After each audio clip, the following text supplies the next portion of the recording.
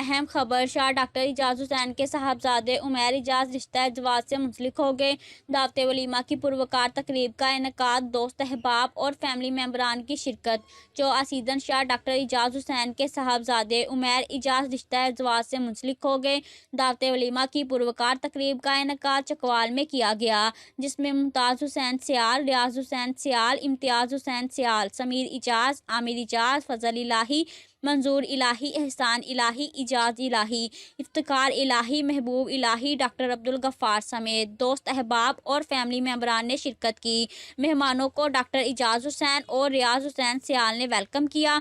मेहमानों ने उमैर इजाज़ को ज़िंदगी का नया सफ़र शुरू करने पर मुबारकबाद पेश की। हमायती न्यूज़ से अहमदीन हमायती की रिपोर्ट। मज़ीद खबरों के लिए देखते रहें हमायती न्यूज़ HD।